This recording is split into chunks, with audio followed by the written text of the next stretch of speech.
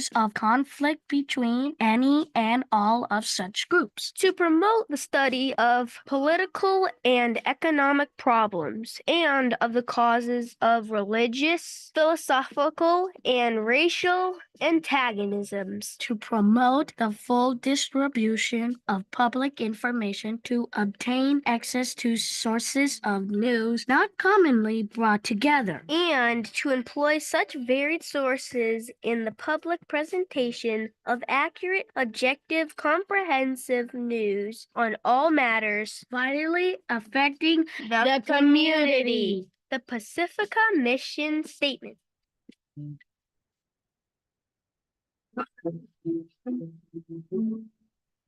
Support comes from the Wilkes Theatricum Botanicum, returning June 1st through October 20th, with outdoor repertory theater and educational programs for all ages. The Theatricum's signature production of Shakespeare's Midsummer Night's Dream is back, alongside The Winter's Tale, Wendy's Peter Pan, a fresh take on the J.M. Barrie classic of a boy who wouldn't grow up, Tartuffe Born Again, a new translation and adaptation of the Molière masterpiece, and the Hispanic, Latino, Latina, Latinx, Latine vote. The Wilkes Theatricum Botanicum is located in the heart of Topanga Canyon, just off the 101 freeway in the shade of the California live oaks. For further information and tickets, visit www.theatricum.com or go to kpfk.org.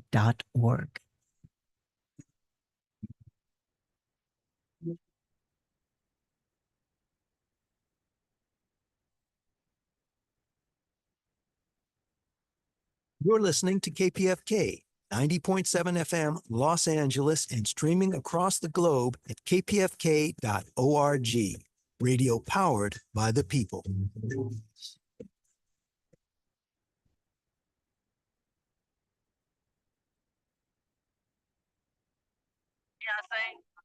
LA stay in me, you know what I mean? I can say that's 80.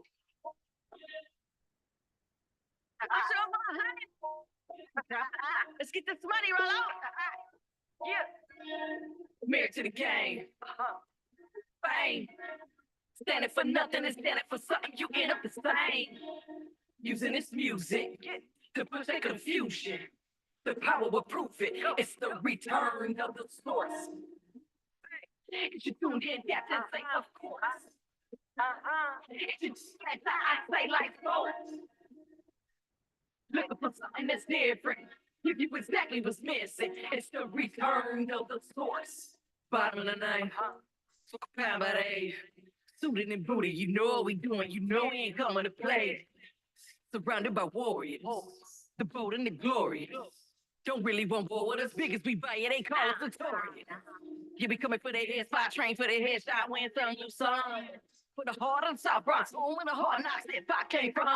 Mixing the words and the sound surrounding you, feeling the power. Put it together, the art and the rap and the dancing is the problem. Married to the game. Fame. Standing for nothing and standing for something, you end up the same. Using this music to push that confusion. The power will prove it. It's the return of the source. Get you tuned in, that can say, of course. Come on, get your damn back, I say like sports. Looking for something that's different. Give you exactly what's missing. It's the return of the source. Yeah, catch it like a vibe. Get you crawling up your spine. Yeah, feel good, feel you good, cause it's good for you now that you see what you like. Put the game in the wrong hands off with the wrong plan. Give me that back. Put the beat on the 3-4 verb on the end. No, that's crap. Look at the clothes, look at the drip, look at the stereo rock. Look at the chains, look at the gold all up through my mouth. Where you think it started, we got it from the heart of darkness. Don't get it wrong of the source.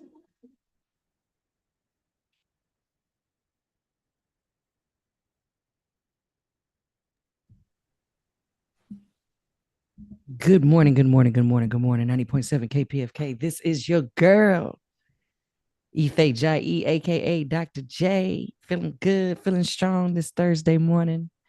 Shouts out to my guy, Gary Baca, holding me down on the ones and twos in the studio. Of course, I can't do it without you, Gary. Give me a go on the chat. Let me know that we are good. We turning up this morning. It's a wonderful day. You are tuned in. Welcome to STReeT SANKoFA. This is the space where we go back and we look at the culture of hip hop music. We make sense of it. We take our own little journey, the STReeT SANKoFA. We understand the past so that we can be very intentional on how we move forward with the culture of hip hop. And so this is a very wonderful space to be in because we talk about those things that some folks are just not willing to talk about, things that are definitely essential to the culture. Ooh, excuse me. Last time we were together, we talked about hip hop and AI, and that definitely had everybody going. And today we're going to be talking about something a little different. So I first want to say thank you to everybody who's listening. If you want to join in the conversation, please join me at 818-985-5735. That's 818-985-5735. It's going to be a great show today. I'm actually really excited. And I was inspired by my son to talk about something today. And so I say, you know what? Let's get into it. But first, you guys know that I love being able to bring in information from our local news outlets. And so much love to the final call. Today, I will be reading a news something or another from the final call. All right. And y'all know the final call is one of the most consistent news outlets that we have in the city, really in the cities, in the urban communities. Y'all know that we love being able to see our brothers on the corner selling these, give it away sometimes, these periodicals. So much love to the final call. And I want to read something because I think it's just ironic. So today I want to bring to your attention a news article that was delivered just past month, April 2024.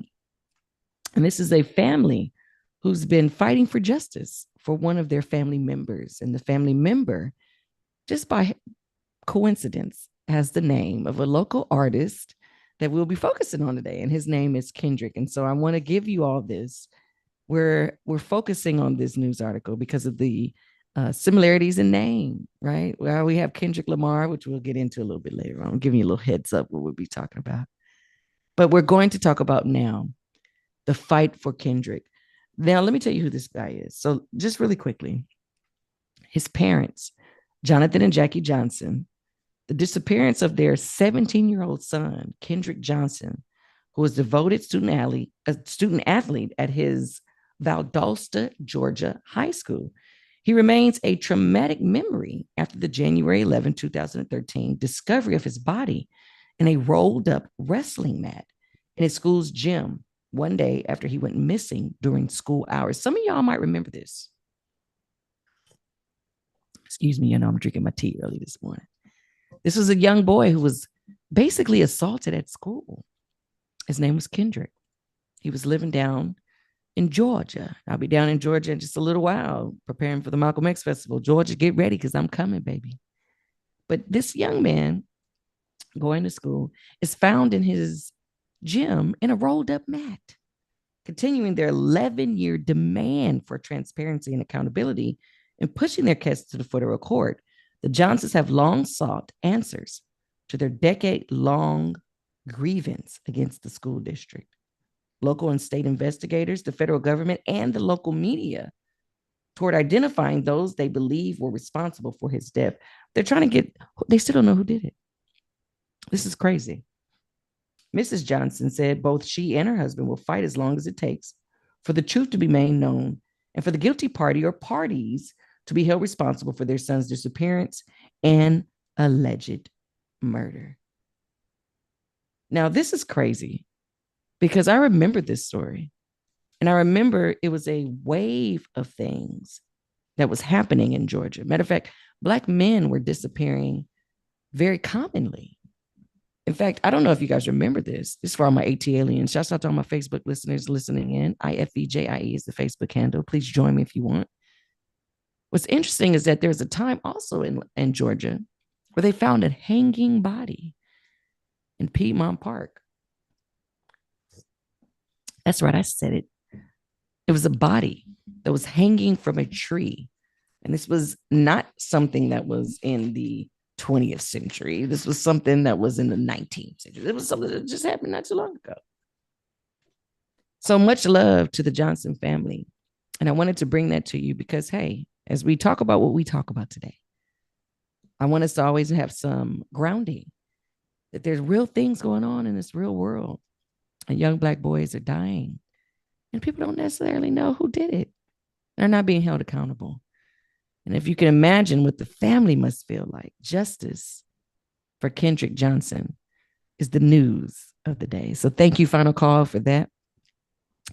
And so now we're going to transition and get into what we want to talk about today. This is going to be a good show. And I'm actually really excited because I'm driving in a car with my son the other day. And he says, Mom, have you been following the beef, Kendrick Lamar and Drake? And I'm like, no, I haven't been following any of that stuff. I'm going to be very honest with you. I got too much other stuff going on because it seemed very trendy-ish. But it made me take a second. So we're driving around. And because of what we had to do, we were able to listen to all of it. So I listened to every single track. Kendrick first, then Drake. Kendrick again, then Drake. Kendrick for the win at the end. Okay, so today's conversation is about beef, hip hop beef. There's a part of me that really feels that some of that is very artificial. You know, that the artists get together and they can let's stage a little drama, bring some attention to ourselves, maybe boost our credibility in a way, maybe get a little popularity off of it. Nothing that's really going on behind the scenes. But then there are some people that say, no, this is real. This is for sure real. And so the question today is, are hip hop beefs real? Are they necessary? What's the point? What's the point? Now, to be honest with you, I think there is such thing as healthy competition. And I love this healthy competition between Drake and Kendrick because it's really, really awesome. But there's levels to these beefs. Some people will say that beefs go too far. And beefs can sometimes, especially in hip hop, result in death. In fact, we might even argue that that is the case of the notorious B.I.G. and Tupac. That at one hand, there's very, very complicit, very normalized, very safe, very neutral, music-centered beef that it escalated. And beefs can get out of control. Beefs can also cause some real problems in people's careers. There's some people who have definitely been affected by the rap beef and they've never been able to recover. So let's talk about it today. This thing called hip-hop beefs. Let's get into some of the most notorious beefs that we've seen in the culture. And of course, for those of you who haven't followed along with the Kendrick Drake like I wasn't, I'm going to play you a little bit before we get off the air today of what Kendrick put out. This is the first of a series of songs in their rap beef. But let's talk about it first. Let's do a STReeT SANKoFA. Let's go back. Let's get into history. So as I was going down the rabbit hole, I was definitely trying to find, where did this thing even start with hip hop beefs? Is this a new thing? Is this a trendy thing? No, this has definitely been around since the beginning of hip hop. Matter of fact, some of the most notorious beefs that we've had, as I mentioned, Biggie and Tupac, definitely one that we know. Nas and Jay-Z, Ice Cube and NWA, Eazy and Dr. Dre, 50 Cent, Ja Rule, Drake and Meek Mill, Drake and Pusha T. I love that Pusha T one. That was awesome. Gucci Mane and Young Jeezy. Ice Cube supposedly had a little beef with Common. I don't know if I believe that. LL Cool J and Cannabis. 50 Cent in the Game. MC8, DJ Quick.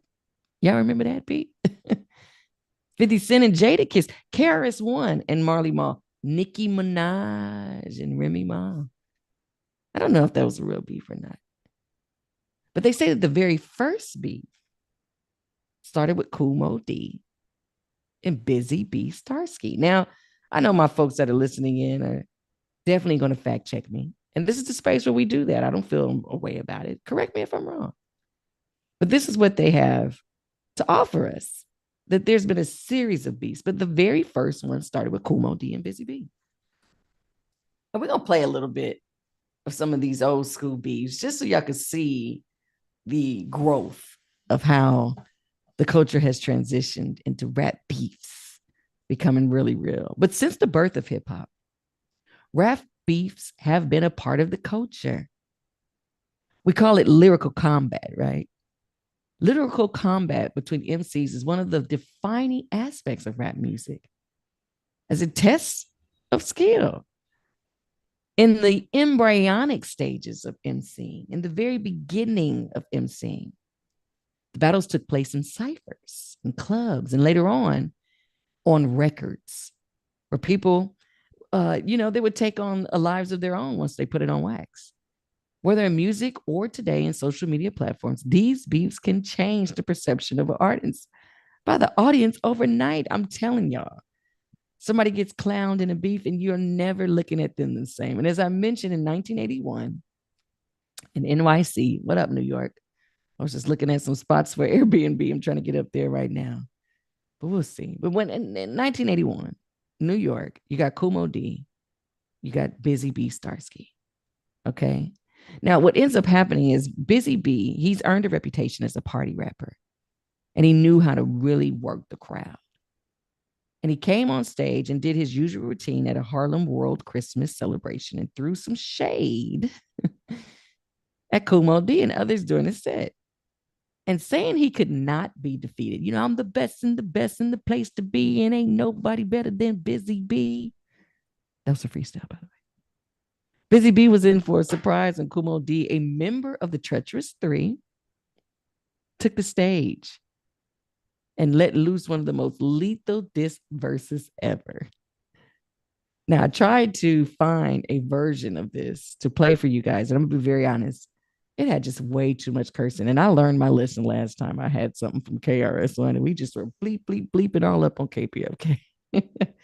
So I can't play this one for you guys, but I do have some other good stuff to play for you. But while hip-hop was still a New York-based phenomenon, Kumo D's battle rhymes, his lyrical dexterity, and rapid-fire delivery introduced a change of the guard.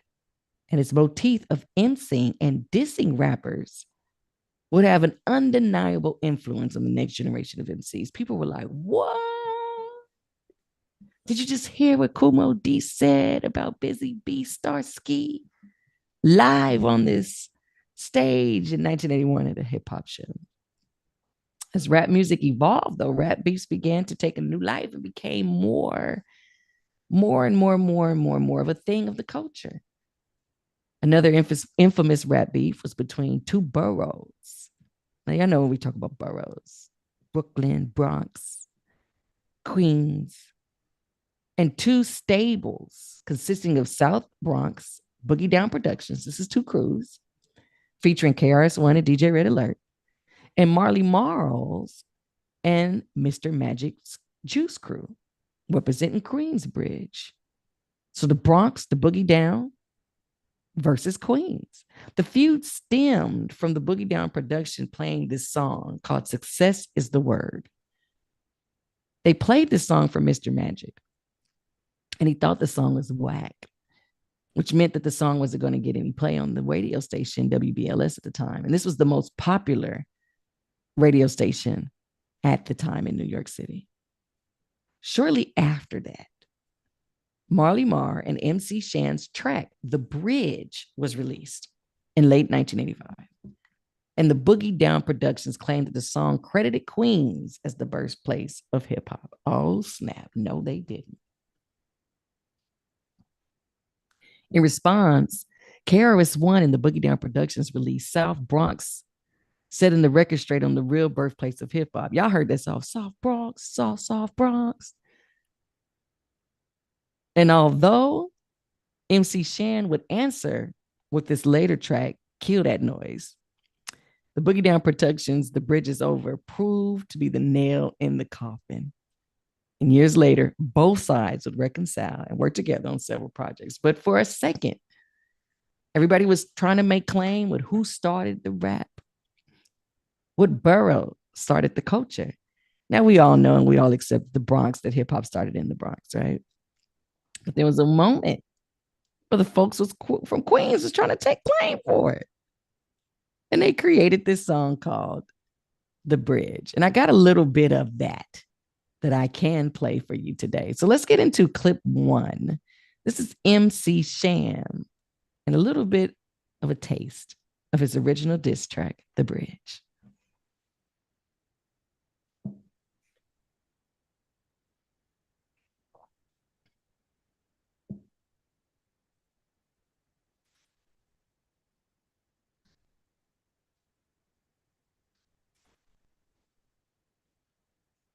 Ladies and gentlemen, we got MC Shan and Molly Mall in the house tonight. They just came from off tour. They want to tell you a little story about where they come from. The bridge, the bridge, the bridge, the bridge, the bridge, the bridge, the bridge. You love to hear the story again and again of how it all got started way back when. The monument is right in your face. Sit and listen for a while to the name of the place.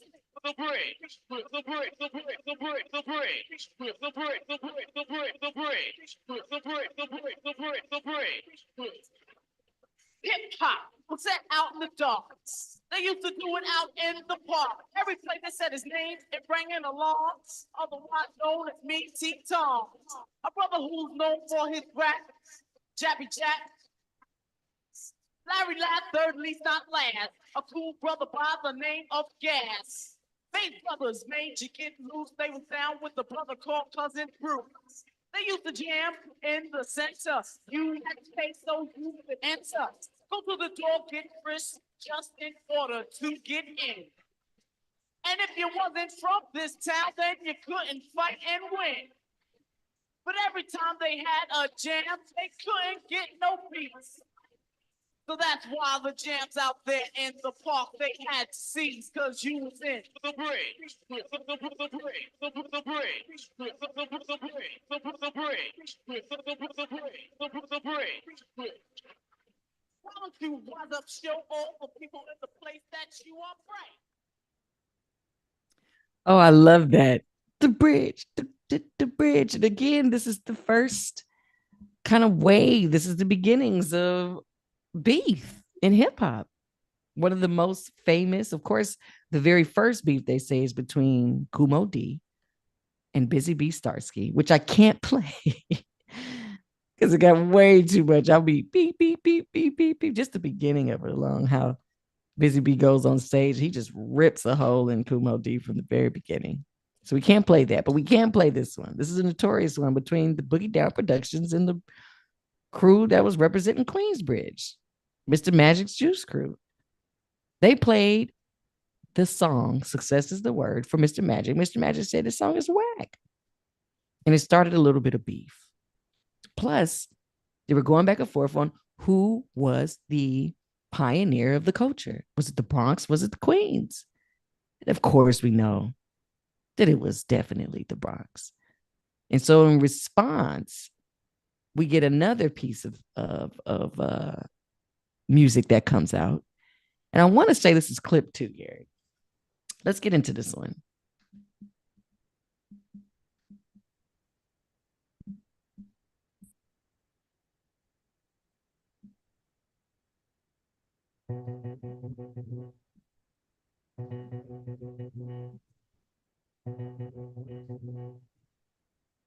Hey, yo, Brad, I'm getting sick and tired of this. I'm getting sick and tired of it, my brother. Yo, we come out with one jam explaining what time it is. And what time is it, my brother? I said, the bridge is over. The bridge is over. Bye-bye. The bridge is over. The bridge is over. Hey, the bridge is over. The bridge is over. Bye-bye. The bridge is over. The bridge is over. You see me coming in the dance with the flipper sensei. Down with the sound called PDT. If you want to join the crew, well, you must see me. You can't sound like Shan or the one Marley, because Shan and Marley Marlem are rhyming like the gay. Picking up the mic, man, don't know what to say. Saying hip hop started out in Queensbridge. Saying lots like that, man, you know them can't live. So tell them again, me come to tell them again. Quan. Tell them again, me come to tell them again. Tell them again, me come to tell them again. Quan. Tell them again, me come to tell them. Manhattan keeps on making it, Brooklyn keeps on taking it, Bronx keeps creating it, and Queens keeps on picking it.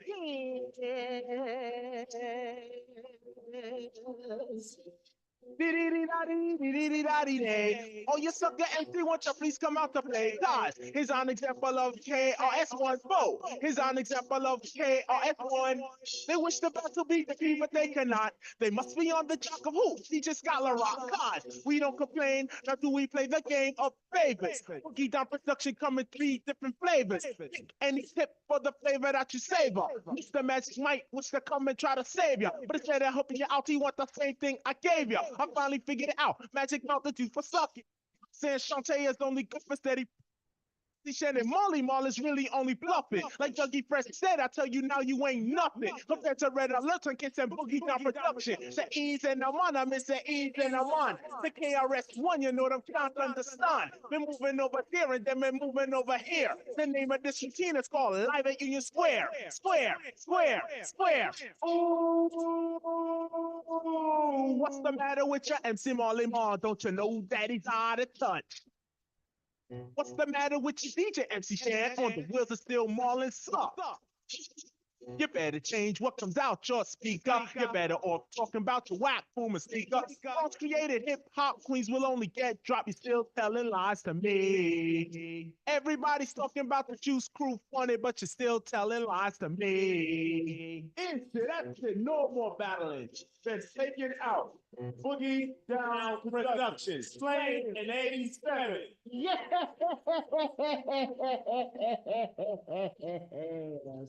I to give a super shout out to D Nice, Melody, MC Pooh, I See You, Scholar Rock Jr., Ultramagnetic, Eric B, Dear Tima, Rakim. Peace. We out of here.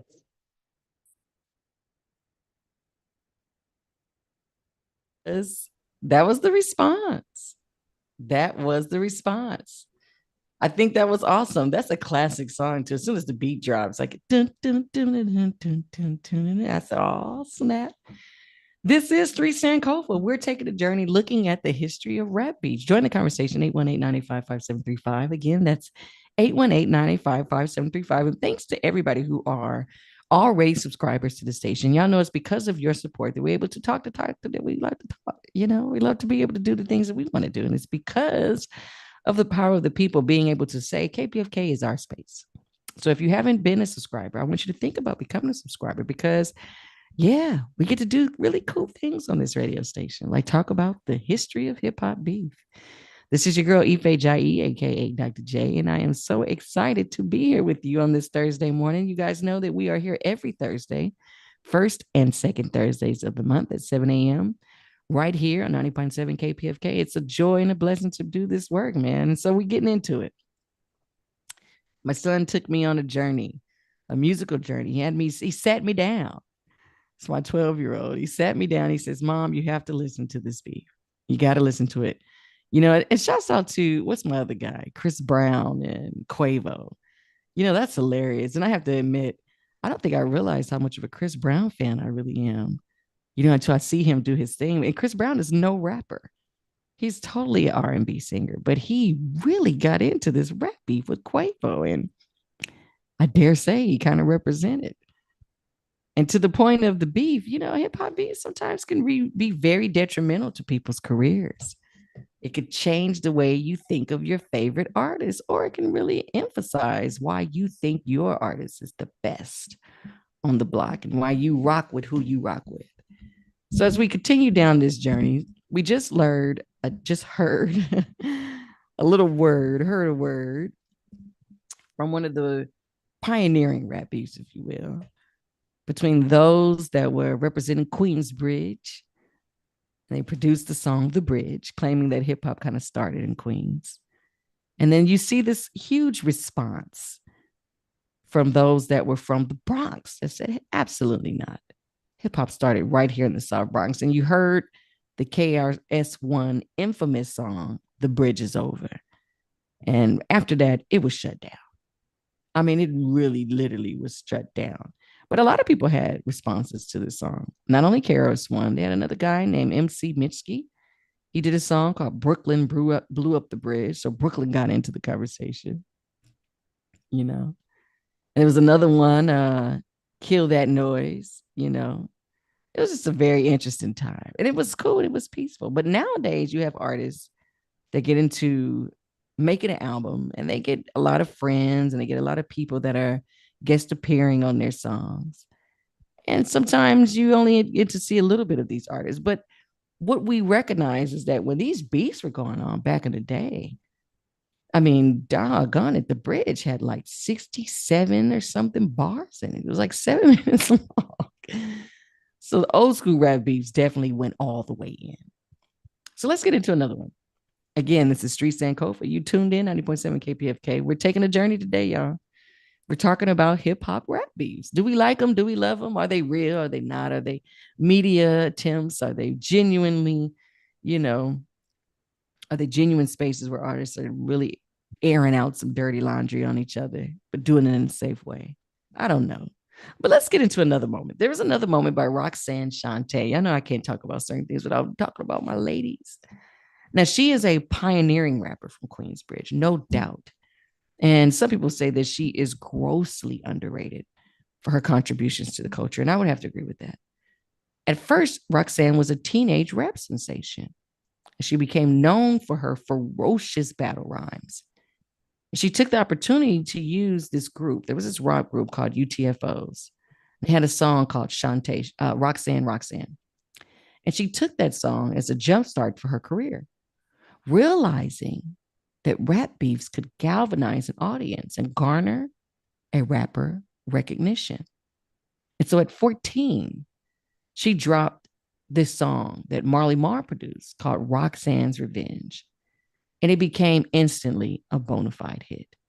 Now, what's interesting is that the group UTFO, they responded with The Real Roxanne for a series of answer records inspired by the song. And seeing the opportunity to get in the game, as many as 100 songs were written by rappers hopping on the bandwagon during the height of the Roxanne Wars. Eventually, the beef would slowly die down. Excuse me, I can't talk this morning. But the marketably rich and the markability of these rap beefs, oh my goodness, it was born. And many people would use this technique for years to come. Matter of fact, one of the most piercing examples that come to my mind is 50 Cent. Yeah, I know when 50 Cent first came out, he took shots at everybody in the game, popping off on all kind of different artists. But what did it do? It got him attention. And it definitely got him recognition as a rap artist. So we kind of got to give Roxanne the credit for kicking off that type of strategy in the game. Roxanne Shante did that. She showed us that, hey, if you start a little something, sometimes that it kickstart your career and your popularity. I tried a little bit here on KPFK 90.7. My very first episode of STReeT SANKoFA, I came for Umar Johnson. That was my guy. That was me trying to start a little rap beat. Even though he's no rapper, but he is a cultural critic and a social commentary person. And so I wanted to get into it because he was making some really grandiose accusations about hip hop culture and what we will and won't talk about. And of course, I wanted to debunk that from the beginning because we do all of that here at STReeT SANKoFA. So I was starting a little beef, Dr. Umar. And I would love one day to still sit on a panel with this brother and have an intellectual debate because I think he's brilliant. But I think we have very strong differing opinions. But Roxanne Shante gave us that blueprint. We see it mimicked again with 50 Cent. And we see it over and over. And so that's why a part of me is like, are y'all really doing this for real beef? Or is it just a publicity stunt? I don't know. Let's talk about it. 818-985-5735. 818-985-5735. Before we get into the next place, before we take in some callers, which I would love for you guys to call in this morning. Who's up with me? Let's play a little bit of Roxanne's Revenge. I want to show y'all how this teenage phenomenon of a woman came into the game and set a precedence for us to follow. Let's get into clip 3.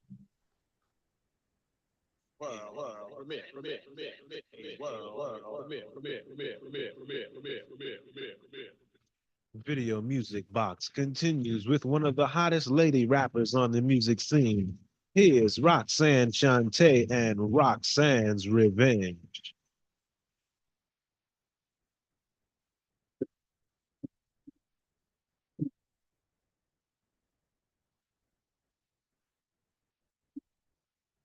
My name is Roxanne. I don't you know I just a cold rock a party and I do this show. I said I met these three guys and you know it's true. Let me tell you and explain them all to you. I met this dude with the name of a hat. I didn't even walk away. I didn't give him no back. But then he got real mad and he got really tired. If he wasn't for me, you know he would be fine. He was a can't go and that is cute. But he ain't got the money and he ain't got the loot. And every time that I see him, he's always a begging. And all the other girls that he's always trying to let go. Every time that I see him, he says, rock. You see, compared to me, it's weak compared to mine. Every time that I know that I am saying something better in any category, opposite is the best. And every time that I say it, there ain't nothing less. And everybody knows I will win the contest. And after that, in the educated rapper, the school started snapping and my hands started clapping. Every time that I see him, everything he say, he rockin' to the beat and he comes to this way. He said, yeah, you know your mother, her name is Mary. Everywhere I heard, your father is a fairy. But every time I see him, he's saying something new. But let me explain to him what he should do. He should be like me. That's why MC. Don't never have to write or always write. I have the precious rhymes that I do recite. And after that, you know it's true. But let me tell you something else about the doctor too. He ain't really cute and he ain't great. He don't even know how to operate. He came up to me with some crabbish rap. But let me tell you something, don't you know it was whack? So when he came up to me, I told him to step back. He said, you call yourself an MC. I said, this is true. He said, explain to me really what MCs must be. I said, listen very close, because I don't say this every day. My name is Roxanne, and they call me Shante. But every time I that, I say, I rhyme just like a dipper. Yeah, that's the thing you empty when I miss it. Okay, well, if you think you cute, you think it's all right. That's why you said it in a language so y'all wouldn't have to bite. You started fucking big neck and it make no sense. You thought you was cute, yeah, you thought you was a friend. You're walking down the block because I'm the one you're gonna talk and everybody knows that's the all of my yacht. I'm just a devastating, always rocking, always at the blind pocket. Everybody knows me, the ROXANNE. Everyone knows I am fresh in any category better. Every time I start to write it, everyone is somebody. Every time I do it, yeah, you know it is a me. Get on the beat as you can see. So the UTFO, you know what you do. Let me tell y'all what for me, and then I tell y'all what for you. And every time you say I'm just like a different, it ain't nothing that I don't want to miss. And if you think it's right and I'm right and you're beat, well then you just better know and listen to me. Because my name is Roxana and I came to say I rock it to the beat and I do it this way. I'm the beat, never beat, never heard of the beat. I rock it to the beat and you know it is a me. So OAANNE. And if you want to play a little game for me, let me show you what you can do, baby. Just with a twist of my cheek and a twist of my lip. I have all the guys up and down like this. Yeah, I am flying, and you must admit. But everybody knows I don't go for it. So if you're trying to be cute and you're trying to be fun, you need to cut it out because it's all in your mind. Trying to be like me, yeah, it is very hard. To think you are God, but you do Elon. Trying to be cute and you're trying to be fly. Don't you know you wish you could be my guy? I could make your home, make you a list. And everybody knows that you're out there trying to text like call on the top. You're always trying to rob. You need to be out there looking for a job. Yeah, you're trying to meet. That's not about what thing. But let me let you know, you're not a real man. Because the Roxanne needs a man. And yeah, someone fresh who always dressed. Someone just who will never best. And then I'll say, yeah, forget the rest. You gotta be cute and you're trying to be fly. But all you wanna be is like this guy because I turned you down without a frown. Embarrass you in front of your friends, make you look like a clown. And all you do is get real mad and you talk about me and make me look bad. But everybody knows how the story goes. There's no ifs, no ands, no buts, or support, no coke up, you know, no don't hate nothing. And then it won't cause no kind of thing. But yet it's still you're trying to be fly. Ask you a question. I wanna know why. Why'd you have to make a record about me? ROXANNE.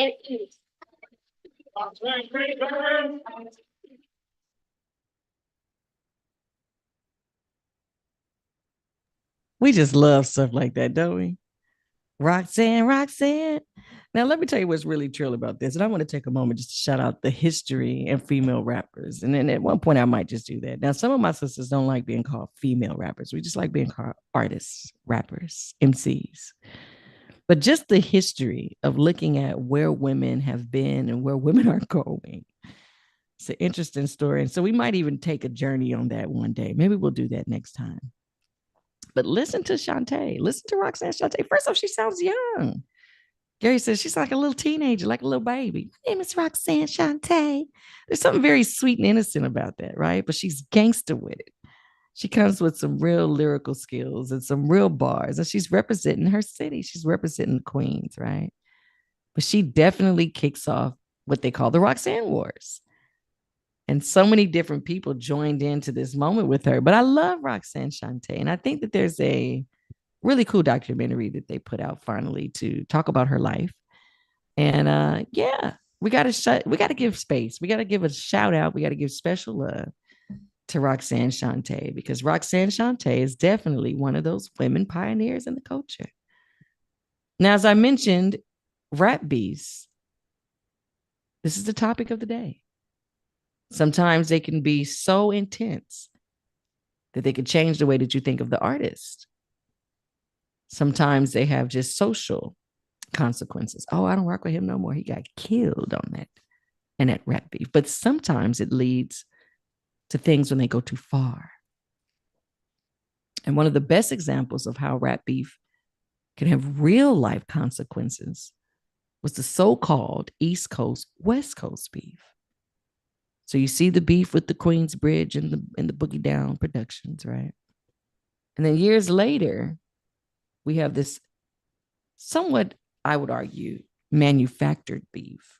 And that's a whole nother conversation between the East Coast and the West Coast, where Tupac and Notorious Big were the main protagonists.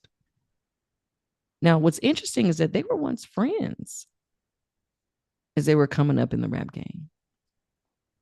But they say that the beef began when Tupac accused Biggie of being in the know when he was shot at Quad City Studios in 1995. So let me just take a step back. There's a moment where Pac got shot. He got shot 5 times. And they thought that he was dead. And he was going to a studio session in New York. And unfortunately, he was met in the elevator, I believe it was. Forgive me if I'm forgetting the details of it all, but I feel like he was met in the elevator by some gunmen. And they basically walked him down. They shot him 5 times, and they just knew that Pac was gone. But he wasn't. He survived. And he talked about it. Couldn't wait to talk about it, felt like, in a rap song. And thus the Notorious Big and Tupac beef began. Now, eventually, Pac's going to go to jail. And after he got bailed out by Suge, Pac claimed and aimed at Biggie and Bad Boy Records and a plethora of New York rappers, which is kind of funny to me. Because when I go back and I listen to all the artists that Pac had beef with, some of them are some of our favorite artists, like Nas, for instance. Now, in one of the greatest tragedies of our culture, this beef ended in such a tug of war. Matter of fact, I want to say this. Y'all know I'm from South Central Los Angeles. Went to Crenshaw High School. I'm right here from the hood, right? I remember being at Crenshaw and us really having moments where we were talking about this East Coast, West Coast beef.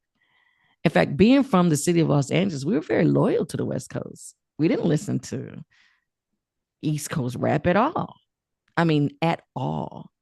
My playlist, my music consumption was completely influenced by West Coast music. I'm listening to Dr. Dre, Snoop Dogg, DJ Quick, Sugar Free. Dun, dun, dun, dun, dun. I was listening to all of that, man. I wasn't listening to no East Coast music. Are you kidding me? So the beef was real. It was very real. And it wasn't until I started going down to Georgia that I started to listen to music outside of the West Coast. This is when I first got hip to Outkast and No Limit and the Hot Boys. Kind of dates myself, so y'all know what flavor I'm talking about. But this is that time where the East Coast, West Coast beef was real. I mean, we didn't even go into their territory. And when we did, we let it be known it's the West Coast in here. If we ever visited New York, any of those cities up north. Now, what's interesting now is we see in 1995 in Quad City where Tupac is shot. Unfortunately and tragically, Almost a year later, Tupac is shot again. But this time he's in Vegas. And a couple days after he's shot, he actually passes away. He makes his transition in the hospital. And the thing that makes this even more tragic, I think, it was devastating when Tupac died, not only to hip hop, but to his family, to his to the culture, to the community, because Pac represented so much, But I think that was compounded. That tragedy was compounded by just a few months later, Biggie being shot and killed. And this time, Biggie's in LA. And apparently, they said it was a drive-by. Now, we all know there's this guy who just came out, Keefy D. His name is Dwayne Davis. And apparently, he was some South Side, And he was charged with Pac's murder in 2023, just recently. But nobody's ever been charged for Biggie's murder. And let me say this, and I want to be very clear. We have not talked about on STReeT SANKoFA this concept that I have, but I want to introduce it now. It's called the Hip Hop COINTELPRO. And we could talk about that a little bit more, maybe on another episode. But this Hip Hop COINTELPRO, to me, is a real thing. COINTELPRO, the counterintelligence program, was a facet of the FBI that was established to target the rise of a Black Messiah. Any potential African person who was dedicated to the liberation of other African people was targeted by the feds. Matter of fact, we see the COINTELPRO kind of emerge right around the time we see Marcus Garvey come to the forefront. Remember, Marcus Garvey, one people, one aim, one destiny, Africa for the Africans. It was definitely about economic empowerment, political stability, and at the end of the day, self-determination, independence. He wanted to free Black folks, African folks, from the chains of oppression, from the chains of capitalism, from the chains of this westernized colonial project. Marcus Garvey had a diasporic plan, a Pan-Africanist plan. Meaning he wasn't just talking about African people in the United States, he was talking about African people everywhere. They targeted him for that. And eventually he was deported and sent back to Jamaica. What am I saying? I'm saying that the COINTELPRO was a real thing.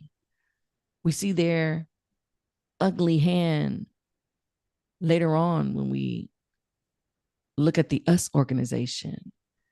We look at the Black Panther Party movement in Los Angeles and how they were manipulating beefs, quite literally, between members of these political organizations who were definitely fighting for the people, but at the same time becoming targets by the federal government and subjected to surveillance.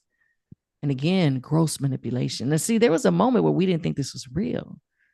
We thought that folks was tripping, right? Am I tripping? And then later, some very profound and brave revolutionaries were able to confirm the feds have been watching us this whole time. And not only have they been watching us, but they have an entire department called the Counterintelligence Program that's dedicated to identifying potential Black leadership and squashing it. And so I do think that the same targeting of the COINTELPRO towards Black liberation movements, I think it shifted to hip hop. But I don't want to get too far into that episode. That's just my own personal kind of thing, y'all. Some of you might believe me. Some of you might be with me in that. Some of you may not. And so that's why I kind of get into this beef thing with a little bit of suspicion. Because I'm not always certain how to discern that, y'all. I don't know if this is superficially manufactured beef, maybe by the artists for political gain, maybe by those who don't want to see rap music really maximize its potential. And so now it brings us to the current beef. Because here it is, we have two amazing artists, one of which I sincerely adore because I think he pushes the culture in a very, very, very positive way. The song "We Gonna Be All Right," right, right, right. Y'all know we love that song by Kendrick Lamar. I mean, that made us feel so good. It reminds me of that Nas song. I know I can be where I want to be if I work for it. Come on now, Kendrick is the bomb. I love his music. Now Drake is a party. Drake is a party time. And Drake loves to have a good time. Now Drake is very controversial though. And some people will say that Drake's a part of that small group of people who are in control of the culture. The Illuminatis is what they call them. But I don't know. Maybe I don't know nothing. But this hip hop beef thing, y'all, how do we feel about it? 818-985-5735. 818-985-5735. Join me in the conversation. We're getting ready to close out. We got just a few more minutes left. And I want to get into some callers. So let's go to line one. We got Mike from Los Angeles. Hey, Michael, good morning. Good morning. Good morning. You tuned in to STReeT SANKoFA. How you feeling this morning? Okay, I can barely hear you, and there's an echo of my voice in the phone. But I was. So you might need to turn your radio down. That's possible. Anyway, I'm a musician, a record producer. As far as rap goes, some of it is, I think, positive and constructive and all that. But then a lot of it, especially the gangster rap, I think it hurts Black people as a race. I'm a Black man, and the glorifying selling dope and kind of putting down women. Some of the songs about that. But mainly what bothers me is along with the use of Ebonics, but mainly it's the use of the N-word. And I think that hurts us as a race and in the eyes of other people, and maybe even helps to lower Black self-esteem. Now, there's a song, it's what I call positive. Well, you might call it rap. I prefer to call it spoken word. And I think a lot of Black people would benefit from hearing it, and some other races as well. So if you want to play it now on the air, it's on YouTube, or you can play it at your leisure. Then if you want to play it when you're on air another time, you can do that. I can give you the information. What's the name of the artist? Type a name and on YouTube and the title, and you can hear it. I think it's worth listening to. But so it's your choice. Would you like to play it now, or get the information and play it later, or you're not interested at all? Either way. Yeah. Give me the information. You can always just tell me who's the artist. You said it's on YouTube, right? He goes by the name of Bron Stone. That's B as in boy, R-O-N as in Nancy. Last name Stone, S-T-O-N-E, and it's called "Still a Slave." Okay, shouts out to Brownstone. Song. So you can play it now or later. Yeah, let me check it out. I'll definitely look into it. Listening to. His name is Brownstone, and what's the name of his song? So you want to respond to that? No. You said the artist, his name is Brownstone, and what's the name of his song? Brownstone, B-R-O-N, Stone. And then tell me the name of the song. That's probably the best way to hear it. And I think it's good music, and it's the message is there, Sure. I definitely look him up as long as you can give me a name for his song. But if you could get a name for me, for the song, I'll definitely look him up on YouTube right now. Brownstone. Shouts out to Brownstone. Thanks, Mike, for calling in. I appreciate it. You if you get a name for it, send it to me. Okay. You can always call back into the station and just tell it, oh, this is the name of the song. You need the name again? No, Brownstone, but what you said, that's the name of the artist? It's B-R-O-N, not Brown. Bron. B-R-O-N is the first name. And then Stone. It's two separate words. First and last name. So leave a space. Okay. Does he have a particular track? The song is called "Still a Slave."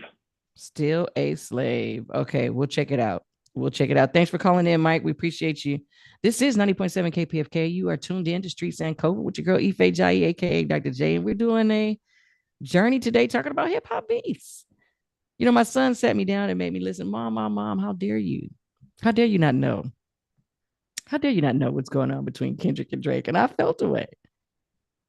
And so my son made me listen to these songs between these two artists. And it made me think, well, where did we even get this thing called rap beefs?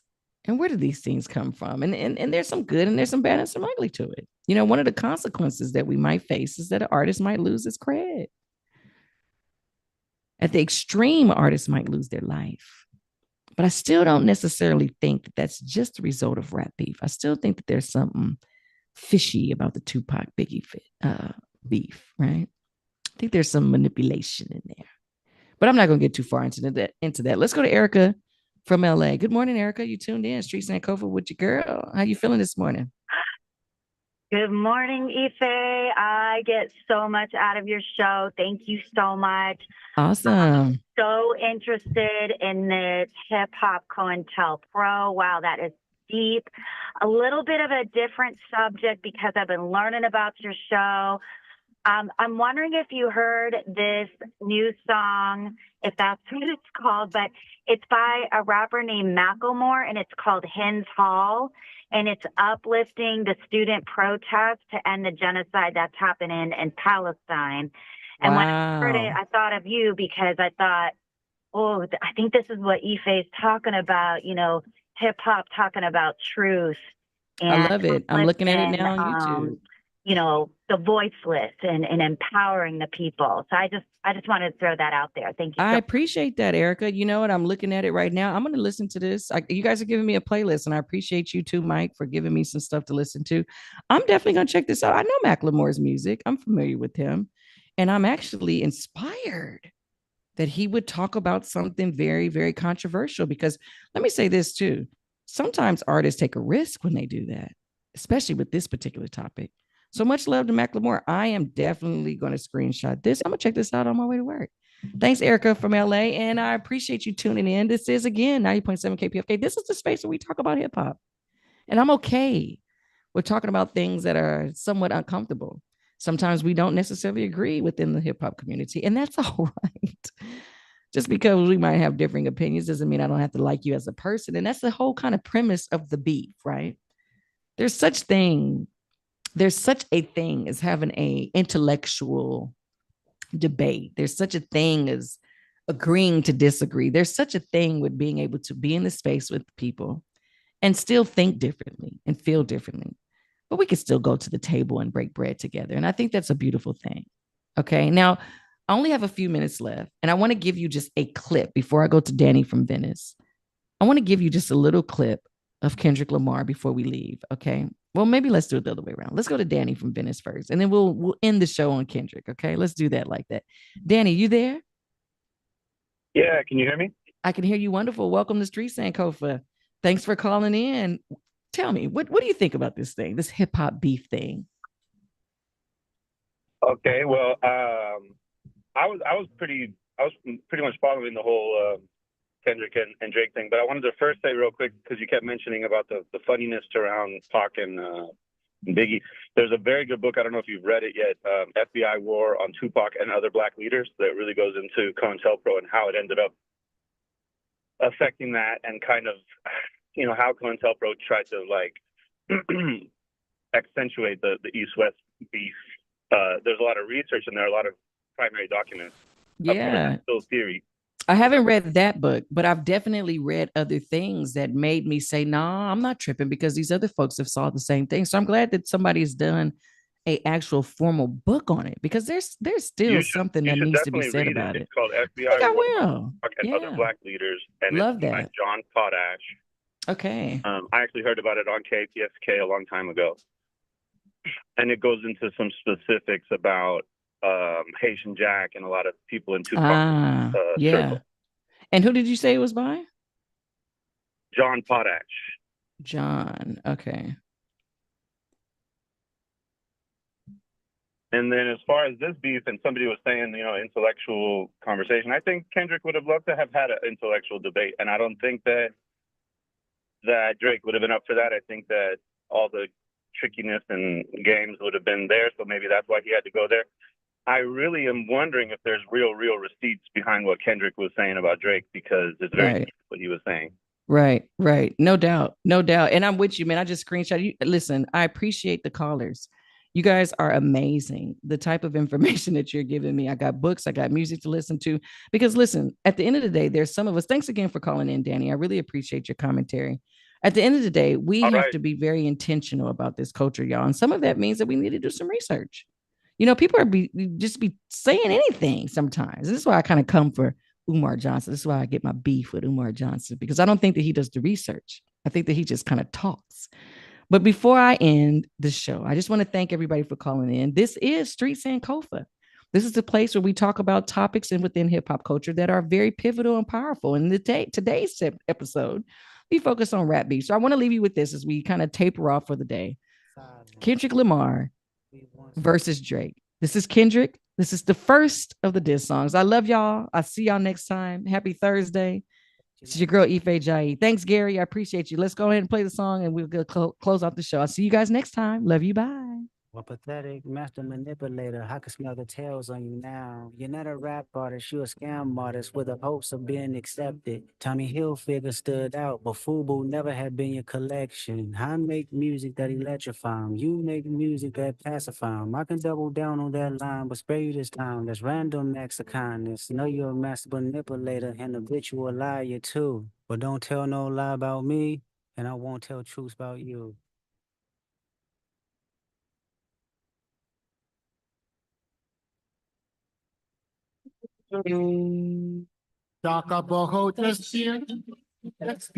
Support comes from the California Roots Music and Arts Festival, returning Memorial Day weekend to Monterey, California with